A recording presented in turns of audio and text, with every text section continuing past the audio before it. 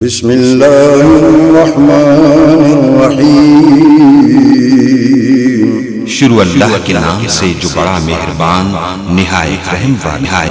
Professor Ubaid الرحمن محسن حافظہ اللہ تعالی، بقیت السلف جناب مولانا یوسف صاحب رحمہ اللہ تعالی کے صاحبزادے، اور بہت بڑی ایک دینی درسگاہ جامعہ کمالیہ راجوال والی، جو آپ سب جانتے ہی ہیں اور علاقے کی معروف شخصیت، میں ان کو دعوت دیتا ہوں کہ وہ اپنے خطاب کے لیے تشریف لائیں۔ فلیتفضل مشکورا۔ الحمدللہ والصلاة والسلام على رسول اللہ، اشہد ان لا الہ الا اللہ وحدہ لا شریک لہ، واشہد ان محمدا عبدہ ورسولہ، صلی اللہ علیہ وعلى آلہ وصحبہ وسلم۔ رب اشرح لی صدری ویسر لی امری واحلل عقدۃ من لسانی یفقہوا قولی، اما بعد فاعوذ باللہ السمیع العلیم من الشیطان الرجیم، من ہمزہ ونفخہ ونفثہ، بسم اللہ الرحمن الرحیم۔ وَأَسِرُّوا قَوْلَكُمْ أَوِ اجْهَرُوا بِهِ إِنَّهُ عَلِيمٌ بِذَاتِ الصُّدُورِ۔ مختصر وقت میں ایک عظیم موضوع کو خلاصتاً آپ کے سامنے رکھنا چاہوں گا۔ میرے والد محترم نے اگر مجھے کوئی کام کہا ہو اور میں نہ کر سکوں تو ان کے سامنے جاتے ہوئے اور ان کو فیس کرتے ہوئے ایک ہچکچاہٹ، ہیزیٹیشن، شرم محسوس ہوتی ہے۔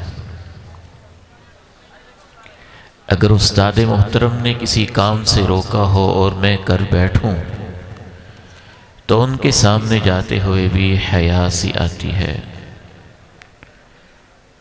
حیا کی اس قسم کو حیا الجنایہ کہتے ہیں کہ انسان اپنے گناہوں کی وجہ سے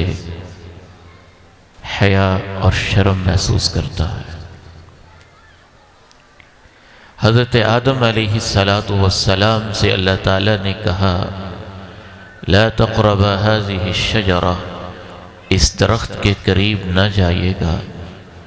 ان سے خطا سرزد ہو گئی اور بھول گئے، دنیا میں بھیجے گئے، زندگی ایک گزاری، پھر دنیا سے رخصت ہوئے، پھر ان کی نسل آگے بڑھی، ہزاروں صدیاں بیت گئیں، پھر قیامت قائم ہوئی، روز محشر انسانیت پریشانی کے عالم میں ان کے پاس گئی کہ آپ ہمارے باپ ہیں، اللہ سے شفاعت کر دیجئے کہ حساب ہو جائے۔ تو جناب آدم علیہ السلام یہ کہیں گے چونکہ مجھ سے ایک خطا ہو گئی تھی اور اللہ نے جس درخت سے روکا تھا میں نے اس کا پھل کھا لیا تھا، آج مجھے اللہ کے سامنے جاتے ہوئے حیا آتی ہے۔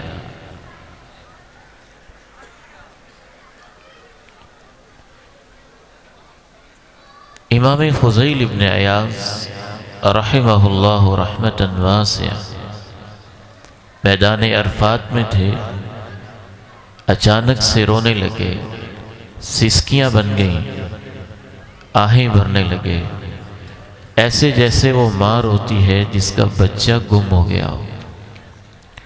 لوگ جمع ہو گئے اور پوچھنے لگے کہ آپ اتنا کیوں روتے ہیں؟ تو وہ جواب دینے لگے وَسَوْأَتَا وَإِنْ أَفَوْتَا، میں اس لیے روتا ہوں کہ اللہ نے اگر معاف کر بھی دیا تو مجھ سے جو گناہ اور خطائیں ہوئی ہیں، فضیل کو اللہ کا سامنا کرتے ہوئے شرم کتنی آئے گی اور حیا کتنی محسوس ہوگی۔ یہ آپ نے کس میں ترتیب سے گنتے چلے جانا ہے۔ اس کو حیا الجنایہ کہتے ہیں۔ ایک بندہ مومن کے اندر یہ احساس ہر وقت جاگزین رہنا چاہیے کہ میں اپنی ان خطاؤں کے ساتھ اللہ کا سامنا کیسے کروں۔ وَأَنِيبُوا إِلَى رَبِّكُمْ وَأَسْلِمُوا لَهُ مِن قَبْلِ أَن يَأْتِيَكُمُ الْعَذَابُ ثُمَّ لَا تُنصَرُونَ۔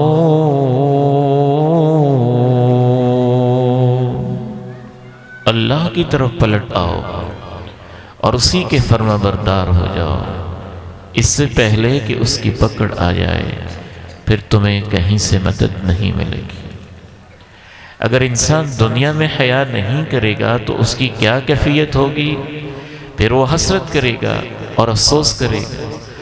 أن تقول نفس يا حسرة على ما فرطت في جنب الله وإن كنت لمن الساخرين۔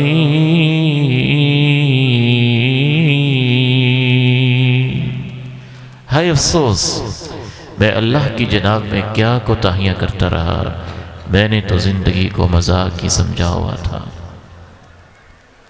اسی لیے صحابہ کرام رضوان اللہ علیہم اجمعین سے جب کوئی خطا ہو جاتی تھی تو اسی سوچ کی وجہ سے کہ ہم اللہ کا سامنا کیسے کریں گے، وہ ماعز بھاگا بھاگا آیا، طہرنی یا رسول اللہ، اے اللہ کے رسول مجھے پاک کر دیجئے۔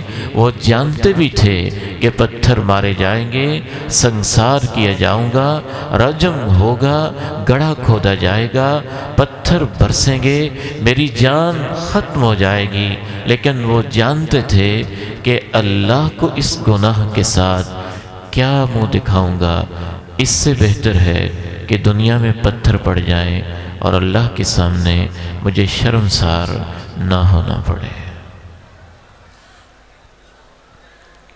حیا کی ایک دوسری قسم ہے، اس کو حیاء التقصیر کہتے ہیں، کہ انسان سے گناہ کوئی نہیں ہوا ہوتا، غلطی کوئی نہیں ہوئی ہوتی، خطا کوئی نہیں ہوئی ہوتی، وہ نیکی کر کے حیا محسوس کرتا ہے۔ نیکی کر کے کیوں حیا محسوس کرتا ہے؟ وہ یہ سوچ رہا ہوتا ہے کہ اللہ جیسے تیری شان تھی ویسے نیکی نہیں ہو سکی ہے، جیسے سجدہ کرنا تھا ویسے نہیں کر سکا ہوں، صحیح البخاری تک میں نے تعلیم حاصل تو کی لیکن حدیث کا جیسے احترام بنتا تھا اے اللہ میں نہیں کر سکا ہوں۔ حفظ قرآن کے لیے میرے والدین نے مجھے بھیجا لیکن تیرے قرآن کا حق میں ادا نہیں کر سکا ہوں۔ یہ جو کیفیت ہے اللہ کی عظمت کی وجہ سے، اللہ کے جلال کی وجہ سے، اس کی کبریائی شان و عظمت اور اس کی عظیم سطوت اور شان و شوکت کو دیکھتے ہوئے انسان جو یہ محسوس کرتا ہے دنیا کے اندر بھی آپ محسوس کرتے ہیں۔ حضرت شیخ جناب مولانا عباس صاحب حفظہ اللہ کس محبت کے ساتھ مہمانوں کی تکریم کر رہے ہیں، لیکن وہ پھر بھی بعض ایسے مہمان ہیں کہ محسوس کرتے ہوں گے پتہ نہیں میں ان کی خدمت کر سکا ہوں کہ نہیں، بلکہ میں تو یہاں تک محسوس کرتا ہوں بہت کم ادارے ہیں جو طلبہ کی اتنی خدمت کرتے ہوں گے لیکن وہ پھر بھی محسوس کرتے ہیں کہ دین کے مہمان ہیں، پتہ نہیں میں ان کی خدمت کر سکا ہوں کہ نہیں۔ جب ہم اپنی روزمرہ کی زندگی میں ایک دوسرے کے بارے میں یہ فیلنگز رکھتے ہیں تو جس کو اللہ کی پہچان ہو جائے وہ یہ احساس کیوں نہیں رکھے گا کہ اللہ پتہ نہیں تیری شان کے لائق عبادت اور نیکی کر سکے ہیں کہ نہیں۔ اس حیا کو حیاء التقصیر کہتے ہیں۔ الذين يؤتون ما آتوا وقلوبهم وجلة أنهم إلى ربهم راجعون۔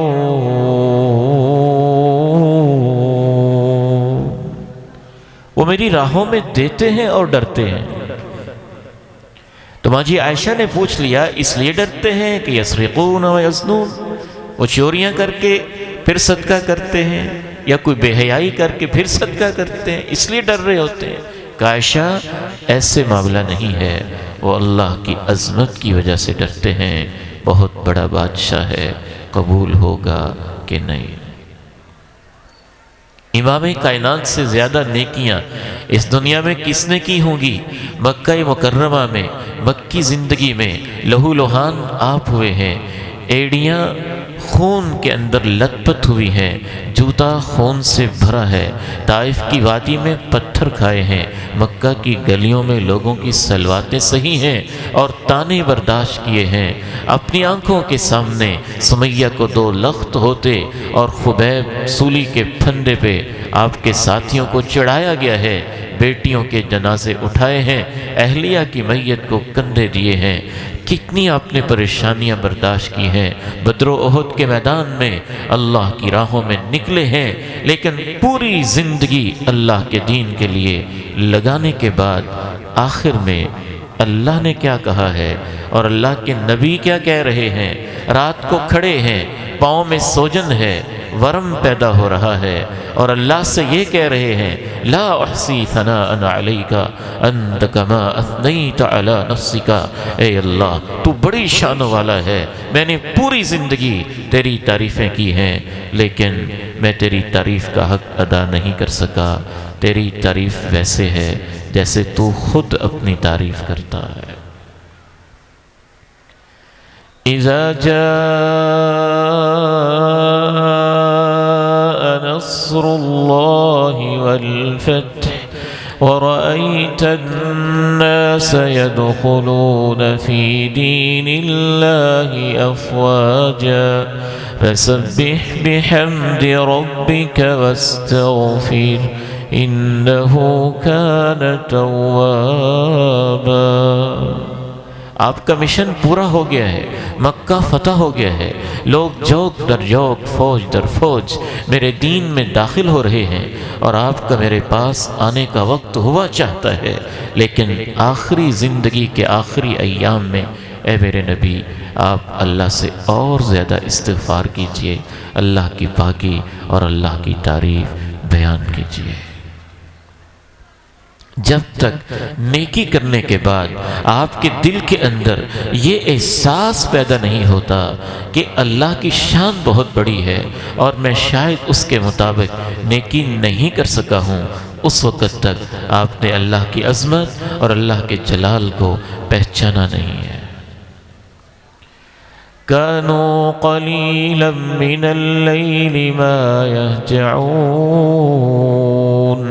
وبالأسحار هم يستغفرون۔ وہ رات کو تھوڑا سوتے تھے، ساری رات تہجد پڑھتے تھے اور سحری کے ہو کر معافیاں مانگتے تھے۔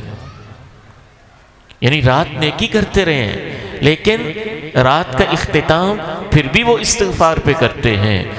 جناب ابراہیم اللہ کے حکم سے کیا کیا انہوں نے قربانیاں دیں، وقت کے چیف سیکرٹری کے گھر میں انہوں نے آنکھ کھولی تھی، سونے کے چمچ منہ میں لے کے پیدا ہوئے تھے، اردو محاورے کے مطابق مال و دولت کی کوئی کمی نہیں تھی، عہدے کے لحاظ سے بھی ان کا باپ ایک بڑے مقام پہ فائز تھا، دولت کے لحاظ سے بھی بہت ایک ٹائکون تھا، اور بزنس کا بہت بڑا اس کا ایک نام تھا پورے ملک عراق کے اندر، اور اپنے شہر کے اندر اس کا طوطی بولتا تھا۔ جناب ابراہیم نے باپ کی باتیں بھی سہ لیں، گھر کو الوداع بھی کہہ دیا، خیر بات بھی کہہ دیا، دھمکیاں بھی سن لیں، شام کے چراگاہوں میں بکریاں بھی چرائی ہیں، مکہ کے ویرانے میں اپنی اولاد کو بسایا بھی ہے، رب کی راہوں میں ہجرت بھی کی ہے، اور اللہ نے کہا ہے میرا گھر بناؤ، گھر بنایا ہے۔ تو گھر بنانے کے بعد فخر نے کیا، کیا کہا ہے؟ ربنا تقبل منا انك انت السميع العليم، ربنا تقبل منا انك انت السميع العليم۔ اے اللہ تو قبول کر لے۔ جناب عمر جیسا عادل اور منصف حکمران کس نے دیکھا ہوگا جن کے نام سے کفر پہ لرزہ طاری ہو جاتا تھا؟ ان کی موت کا جب وقت ہے، بیٹے نے گود میں سر رکھا ہوا ہے اور اپنے بیٹے سے کہتے ہیں کہ بیٹا عمر کا سر نیچے رکھ دو، وہ نیچے رکھ دیتے ہیں۔ خطاب کا بیٹا عمر، جس کو اللہ کے پیغمبر نے مانگ مانگ کے لیا تھا اور جس نے ساری زندگی اللہ کی راہوں میں لگائی تھی، اپنی گال کو زمین کے اوپر رگڑ کے کہہ رہے ہیں عمر اگر تجھے معافیاں نہ ملی تو تیرا بڑا نقصان ہو جائے گا۔ اس کو حیاء التقصیر کہتے ہیں۔ حیا کی ایک تیسری قسم ہوتی ہے، اس کو حیاء الکرم کہتے ہیں، کہ بعض لوگوں کی طبیعت میں اللہ نے سخاوت ایسی رکھی ہوتی ہے، کرم فیاضی ایسی رکھی ہوتی ہے، جود و سخا کی ان کی نیچر اور فطرت ایسی رکھی ہوتی ہے کہ وہ خود دوسرے کے اوپر احسان کر کے بھی اس سے حیا کر رہے ہوتے ہیں۔ وہ دے کر بھی ایسے لگتے ہیں جیسے انہوں نے دیا نہیں ہے، انہوں نے لیا ہے۔ اللہ کے پیغمبر کی ذات مبارکہ میں حیا کی یہ کوالٹی بھی کمال کی پائی جاتی تھی۔ وہ گھٹیا لوگ ہوتے ہیں جو 2 ٹکے کی نیکی کر کے پھر اس کو جتاتے رہتے ہیں، جن لوگوں کی طرف اللہ نے قیامت کے دن دیکھنا بھی گوارا نہیں کرنا، ان میں سے ایک وہ ہوگا المنان بما آتا، جو تھوڑی سی نیکی کر کے پھر پوری زندگی احسان ہی جتاتا رہتا ہے، میں نے یہ کیا تھا، میں نے یہ کیا تھا۔ کوئی 2 ٹکے مسجد میں لگا کے دیکھتا رہتا ہے کہ میرا نام کہاں لکھا گیا ہے، کوئی 2-4 روپے لگا کے انتظار میں رہتا ہے میرے نام کی کال کب ہوتی ہے اور اشتہار کے اوپر نام کہاں لکھا جاتا ہے۔ یہ گھٹیا ذہن کے لوگ ہوتے ہیں۔ جو عظیم لوگ ہوتے ہیں وہ سب کچھ کر کے بھی شرماتے ہیں اور دے کے ایسے محسوس کرواتے ہیں جیسے انہوں نے لیا ہو۔ انما نطعمكم لوجه الله لا نريد منكم جزاء ولا شكورا لا نريد منكم جزاء ولا شكورا۔ ہم تو اللہ کی خاطر تمہیں کھلاتے پلاتے ہیں، تم سے کسی صلے کی نہ امید رکھتے ہیں اور نہ ہی شکریہ کی بھی توقع رکھتے ہیں۔ ہم یہ نہیں چاہتے کہ تم ہمارا شکریہ بھی ادا کرو۔ اللہ نے اہل ایمان کی یہ صفت بیان کی ہے۔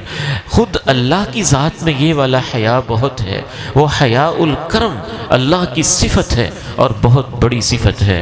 رسول اللہ صلی اللہ علیہ وسلم ارشاد فرماتے ہیں ان ربکم حیی کریم یستحیی من العبد اذا رفع یدیہ ان یردہما صفرا۔ تمہارا رب بہت حیا والا ہے اور بڑے ہی کرم والا ہے۔ جب بندہ ہاتھ اٹھاتا ہے تو اللہ کو حیا آتی ہے کہ میں اپنے بندے کے اٹھے ہوئے ہاتھ خالی واپس کر دوں۔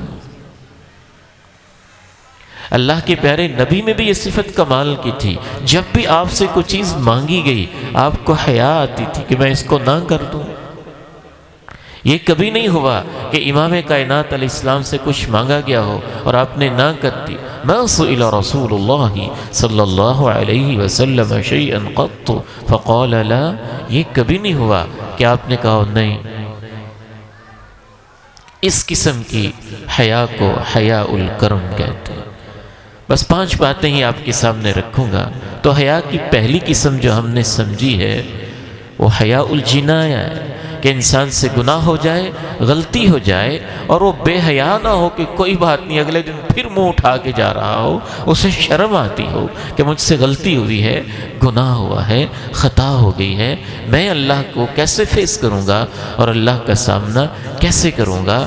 حیا کی دوسری قسم میں نے عرض کیا حیاء التقصیر ہے، کہ نیکی کر کے بھی انسان شرماتا ہے، حیا محسوس کرتا ہے کہ اللہ جیسے تیری شان کے لائق بنتی تھی ویسے نہیں کر سکا ہوں۔ اور تیسری قسم میں نے آپ کے سامنے عرض کی کہ وہ حیاء الکرم ہے، کہ انسان اپنی فیاضانہ طبیعت کی وجہ سے، جود و سخا کے مزاج کی وجہ سے اور اپنے اندر جو اللہ نے اس کے اندر ایک کرم کی کیفیت رکھی ہے اس وجہ سے حیا محسوس کرتا رہتا ہے۔ چوتھی قسم ہے ایک حیا کی، اس کو حیاء الحشمہ کہتے ہیں۔ اور حیاء الحشمہ کا مطلب یہ ہوتا ہے کہ انسان جو اس کے تعلقات رہے ہیں مروت کی وجہ سے، حسن العہد کی وجہ سے، ماضی کی حسین یادوں کی وجہ سے ایک دوسرے سے حیا محسوس کرتے ہوں کہ یار میرا اتنا پرانا تعلق ہے، میرے والد کا ان سے تعلق ہوتا تھا، میں ان کے پاس پڑھتا رہا ہوں، میں منتا والا ادارے کے اندر زیر تعلیم رہا ہوں، اب میں اس ادارے کے خلاف کوئی بات کروں تو اس بندے کو حیا آنی چاہیے کہ میں تو اس ادارے میں 3-4 سال رہا ہوں، فلاں میرے استاد محترم ہیں، میں نے ان کے سامنے زانوئے تلمس طے کیے ہیں، میاں بیوی آپس میں ایک دوسرے سے حیا کریں کہ 15-20 سال ہم اکٹھے رہے ہیں، کسی وجہ سے سپریشن ہو رہی ہے تو اب میں اپنی بیوی پہ ایسے گھٹیا الزام لگاؤں، اس کو حیا محسوس ہوتی ہو، یہ اہل ایمان کی صفت ہوتی ہے۔ اور یاد رکھیے جس کے اندر حیا نہیں ہوتا اس کے اندر ایمان نہیں ہوتا۔ الحیاء والایمان قرناء جمیعا فاذا رفع احدهما رفع الاخر۔ جناب عبداللہ ابن عمر رضی اللہ تعالی عنہما جا رہے ہیں اور ایک بزرگ ان کو ملتا ہے اور اس بزرگ کو بہت پروٹوکول اور بڑی آؤ بھگت کرتے ہیں، یوں کرتے ہیں اپنی پگڑی اتار کے اسے دے دیتے ہیں، پھر اپنی سواری بھی اس کو ہبہ کر دیتے ہیں اور وارے نیارے ہوتے جا رہے ہیں۔ پوچھنے والے پوچھتے ہیں کہ اس کو اتنی عزت آخر کیوں دے رہے ہیں؟ تو جواب یہ دیتے ہیں انہ کان صدیقا لابی، صرف ایک ہی وجہ ہے کہ اس کے میرے والد محترم کے ساتھ تعلق ہوتا تھا، میں اس تعلق کو نبھانے کے لیے یہ سارا پروٹوکول دے رہا ہوں۔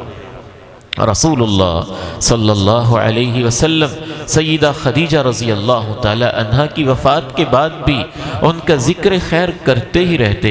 لم یکن یسأم من ثناء علیہا، اتنی کثرت سے تعریف کرتے کہ ماں جی عائشہ فرماتی ہیں ما غرت علی احد، میں نے اپنی زندہ سوکنوں پہ کبھی اتنی غیرت نہیں کھائی جتنا خدیجہ کے تذکرے پہ مجھے غیرت آتی تھی۔ اللہ کے پیغمبر جب اس کا تذکرہ آتا تھا تو تعریف ہی بڑی کرتے تھے، کانت وکانت وکانت، خدیجہ ایسی تھی، خدیجہ ایسے تھی، خدیجہ ایسے تھی۔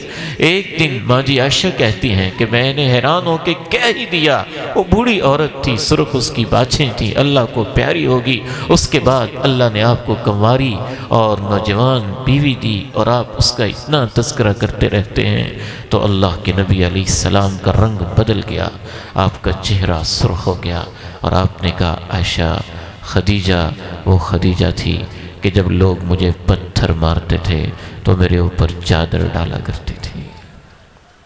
وآمنت بھی اس کفر بھی الناس، جب لوگ مجھے دیوانہ اور مجنون کہتے تھے تو اس نے میرا کلمہ پڑھا تھا۔ وواستنی بنفسها ومالها، وہ ایک مالدار عورت تھی، اس نے اپنا سارا مال میرے قدموں پہ قربان کر دیا تھا اور اس نے اپنی جوانی میری خدمت کے اندر لگا دی تھی۔ ماں جی عائشہ رضی اللہ تعالی عنہا کو سمجھ آ گئی کہ خدیجہ کا مقام اللہ کے نبی کے دل میں کیا ہے۔ تعلق میں حیا،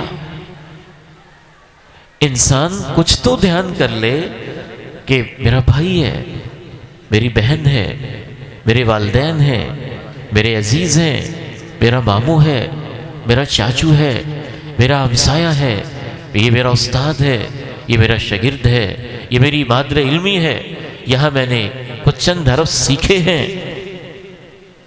یہ جدید مغربی دنیا نے حیا کو کھرچ کے ہمارے دلوں سے ایسے نکالا ہے کہ ہمارے سارے کے سارے تعلقات صرف اور صرف اس وقت مفادات کے ساتھ جڑے ہوئے اور مفادات کے ساتھ وابستہ ہیں، اور حیا ہمارے اندر سے آہستہ آہستہ رخصت ہوتا جا رہا ہے۔ احد کا میدان ہے، 70 صحابہ کی لاشیں پڑی ہوئی ہیں، کفن کا انتظام کیا جا رہا ہے، چادریں کم پڑ گئی ہیں، شہداء زیادہ ہیں۔ جیسے آج ہم غزہ اور فلسطین کے مناظر دیکھ رہے ہیں، امت نے بہت سارے دکھ بھرے مناظر دیکھے ہیں، تو احد کے 70 شہیدوں کے کفن دفن کا انتظام کا مرحلہ ہے۔ لاشیں ادھر پڑی ہوئی ہیں، ایک عورت بھاگے بھاگے آ رہی ہے۔ جناب زبیر کہتے ہیں کہ اللہ کے نبی علیہ السلام نے مجھے کہا المرأة المرأة، وہ عورت شہیدوں کی لاشوں کی طرف کیوں بھاگ کے جا رہی ہے؟ کسی کی لاش کیسے پڑی ہوگی، کسی کی لاش کیسے پڑی ہوگی، یہ عورت ذات اس طرف کیوں جا رہی ہے؟ تو جناب زبیر کہتے ہیں میں نے آگے بڑھ کے دیکھا تو مجھے لگا کہ یہ تو میری اپنی ہی محرم ہے۔ تو انہوں نے اپنی ماں جی سے کہا ماں جی اللہ کے نبی علیہ السلام نے ادھر جانے سے روکا ہے۔ تو اس وقت ان کی ماں جی نے کہا میں تو اس لیے آئی ہوں کہ میں اپنے عزیز کے لیے 2 چادروں کا کفن لے کے آئی ہوں کہ یہ کفن کی چادریں میرے اس عزیز کو دے دینا۔ بہت سننے والی حدیث ہے۔ صحابی کہتے ہیں جب ہم ان کو کفن پہنانے لگے، وہ مہاجر صحابی تھے، تو اس مہاجر صحابی کے ساتھ ہی ایک انصاری صحابی کی لاش بھی تھی، اور اس کے لیے کفن کا انتظام نہیں تھا۔ یہاں وہ الفاظ یہ استعمال کرتے ہیں فَوَجَدْنَا غَضَاضَةً وَحَيَاءً أَن نُكَفِّنَهُ ثَوْبَيْنِ وَالْأَنصَارِيُّ لَا كَفْنَ لَهُ، ہمیں بڑی حیا محسوس ہوئی کہ جب ہم ہجرت کر کے مکہ سے مدینہ آئے تھے تو مدینہ والوں نے ہمیں پناہ دی تھی، انہوں نے اپنے کپڑے، انہوں نے اپنے گھر، انہوں نے اپنی زمینیں، سب کچھ ہمارے ساتھ شیئر کیا تھا، اور آج اس انصاری مدینے والے انصاری صحابی کی لاش پڑی ہو اور اس کے پاس ایک چادر نہ ہو اور ہم مہاجر کو 2 چادروں کا کفن دے رہے ہوں، ہمیں اس میں حیا محسوس ہوئی۔ تو ہم نے فیصلہ کیا یہ دونوں چادریں ایک مہاجر کو نہیں دی جائیں گی، بلکہ قرعہ ڈالا اور جس کے حصے میں جو چادر آئی اس کے مطابق ہم نے کفن کا انتظام کیا۔ اس کو تعلقات میں حیا کہتے ہیں۔ آخری بات عرض کر کے میں اجازت چاہوں گا۔ حیا کی امام ابن قیم رحمہ اللہ نے 10 کے قریب قسمیں بیان کی۔ ویسے تو ساری قسمیں ہی آہستہ آہستہ کر کے ہمارے معاشرے سے رخصت ہوئی، لیکن ایک سنگین ترین قسم جو ہمارے معاشرے سے رخصت ہوئی ہے وہ بعض دفعہ صرف یہی نہیں کہ حیا رخصت ہوا ہے، بلکہ بے حیائی خصوصاً سوشل میڈیا پہ، ٹک ٹاک پہ اور ان چیزوں کے اوپر اتنی عام ہوئی ہے۔ وہ حرکتیں جو 20 سال کے نوجوان بھی کرتے ہوئے شرماتے تھے، آج 50-60 سال کی عمر کے بوڑھے بھی ٹک ٹاک اور ویڈیو پہ کیے جا رہے ہیں۔ کوئی شرم، کوئی حیا۔ لوگوں نے اپنے بیڈ روم بھی ویڈیو کے اوپر دکھانے کے لیے وی لاگ کے نام سے اوپن کر دیے کہ یہ دیکھو یہ ہے جہاں ہم رات گزارتے ہیں۔ یہ تو صرف یہی نہیں کہ یہ حیا کے منافی ہے، بلکہ یہ تو بے حیائی کی ترویج ہے۔ اور میں یہ کہتا ہوں کہ پوری انسانی تاریخ کے اندر انسان کی آنکھیں کبھی اتنی بے حیا نہیں ہوئی تھیں جتنی آج کے دور کی آنکھیں بے حیا ہو چکی ہیں۔ قُلْ لِلْمُؤْمِنِينَ يَغُضُّوا مِنْ أَبْصَارِهِمْ وَيَحْفَظُوا فُرُوجَهُمْ ذَلِكَ أَزْكَىٰ لَهُمْ إِنَّ اللَّهَ خَبِيرٌ بِمَا يَصْنَعُونَ۔ حیا کا تعلق آپ کے دل کی کیفیت کے ساتھ ہوتا ہے۔ جب دل کے اندر حیا ہوتا ہے تو آنکھوں سے چھلک رہا ہوتا ہے، لہجوں سے باہر نکل رہا ہوتا ہے، چال کے اندر دکھائی دیتا ہے، طور اطوار کے اندر محسوس ہوتا ہے، الفاظ کے اندر بھی اس کی مٹھاس، اس کی حلاوت، اس کا ذائقہ آتا ہے۔ انسان کے الفاظ حیا والے بنتے ہیں، آنکھیں حیا والی بنتی ہیں، ہاتھ حیا والے بنتے ہیں، چال حیا والی بنتی ہے۔ اس کے ایک ایک پیج پہ، اس کے ایک ایک چینل سے، اس کے ایک ایک بول سے، اس کی ایک ایک تحریر سے، اس کے ایک ایک آرٹیکل سے، اس کے ایک ایک کمنٹ سے، اس کے ایک ایک مضمون سے، اس کی ایک ایک پوسٹ سے، اس کے ایک ایک کلپ سے، اس کے ایک ایک منظر سے پتہ چلتا ہے یہ حیا والا بندہ ہے۔ ہم نے اپنی زندگی کا اثر نو جائزہ لینا ہے، اور خصوصاً اس تقریب کی مناسبت سے حیا، بڑوں کا حیا اور اہل علم کا حیا، اس کی بھی اس معاشرے میں آج بہت ضرورت ہے۔ لیس منا من لم یوقر کبیرنا ولم یعرف لعالمنا حقہ، او کما قال علیہ الصلاۃ والسلام۔ اللہ کے نبی علیہ السلام فرماتے ہیں جو بڑے کی عزت نہیں کرتا اور ہمارے عالم کا حق نہیں پہچانتا ہے، اس کا میری امت کے ساتھ کوئی تعلق نہیں ہے۔ آئیے اللہ تعالیٰ سے دعا کیجیے اللہ مجھے اور آپ کو حیا جیسی عظیم صفت نصیب فرما دے۔ جب انسان دنیا میں حیا پہ جیتا ہے، حیا پہ مرتا ہے، تو قیامت کے دن اس کو عذاب دیتے ہوئے اللہ کو اس سے حیا آتی ہے کہ میں اپنے اس بندے کو عذاب دوں، میں اپنے اس بندے کو سزا دوں۔ اللہ تعالیٰ اس کے ساتھ محبت والا، خیر والا، رحمت والا، برکت والا معاملہ کرتے ہیں۔ ضرورت ہے اس امر کی کہ ہم حیا کو پروموٹ کریں، حیا والی باتیں، حیا والے مناظر، حیا والے سلسلے تعلقات میں، اللہ کے ساتھ تعلق میں، اللہ کے بندوں کے ساتھ تعلق میں، معاشرے اور سوسائٹی کے ساتھ تعلق میں، معاشرے کی عزتوں کے ساتھ تعلق میں ہمارے اندر حیا کی صفت پیدا ہونی چاہیے۔ اور خصوصاً میں اپنے طلبہ سے اور بیٹوں سے بالخصوص کہنا چاہتا ہوں، میرے والد گرامی مولانا یوسف رحمہ اللہ خصوصاً ہمیں کہا کرتے تھے کہ بیٹا جس بندے نے اس مسند پہ بیٹھنا ہو، دین کا عالم بننا ہو، اس کے اندر حیا دوسرے لوگوں کی بنسبت زیادہ ہونی چاہیے۔ حتیٰ کہ اتنی تربیت کرتے، کہتے اس کا لباس بھی دوسروں سے زیادہ لمبا ہونا چاہیے، اس کا قمیص دوسروں سے لمبا ہونا چاہیے۔ اس کے حیا کا یہ تقاضا ہے، اس کا پردہ کبھی غیر محرم کے سامنے، اپنی حلال و طیب بیوی کے علاوہ کسی کے سامنے کھلا نہیں چاہیے۔ جو بے حیا انسان ہوتا ہے اس کے سینے میں علم کا نور نہیں ہوتا ہے، علم کی بصیرت نہیں ہوتی ہے۔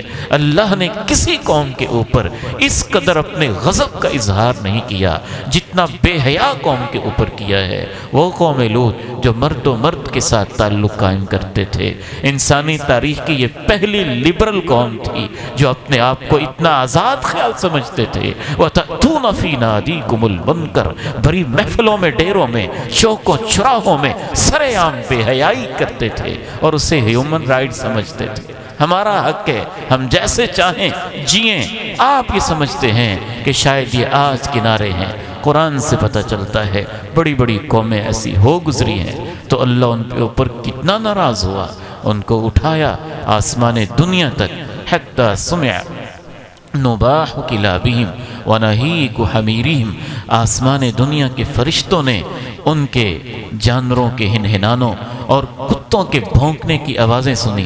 اتنا اونچا اللہ نے ان کو اٹھانے کے بعد پھر الٹا پٹخا اور نیچے گرانے کے بعد اوپر پتھروں کی بارش برسائی، تو وجہ کیا تھی کہ وہ بے حیا لوگ تھے۔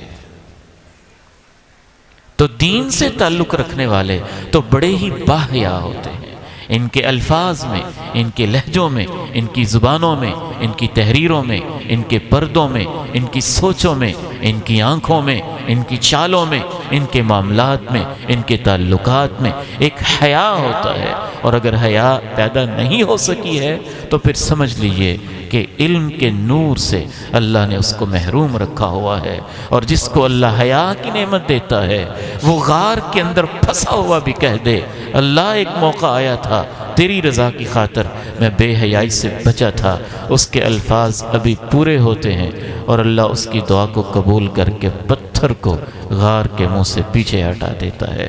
اللہ تعالیٰ سے دعا ہے کہ اللہ اس مرکز کو قیامت تک کے لیے آباد رکھے۔ یہاں سے جو طلبہ آج متخرج ہوئے ہیں اللہ تعالیٰ ان کو علماء ربانیین میں شامل فرمائے۔ جو حفاظ، جو علماء یہ ادارہ پیدا کر رہا ہے، اللہ تعالیٰ ہمارے شیخ محترم کے لیے، حضرت شیخ الحدیث کے لیے، حضرت رئیس ادارہ کے لیے اور پوری کمیونٹی کے لیے اور سٹاف ممبرز کے لیے ان طلبہ کو اللہ تعالیٰ صدقہ جاریہ اور امت کے لیے نافع بنا دے۔ وآخر دعوانا الحمد للہ رب العالمین۔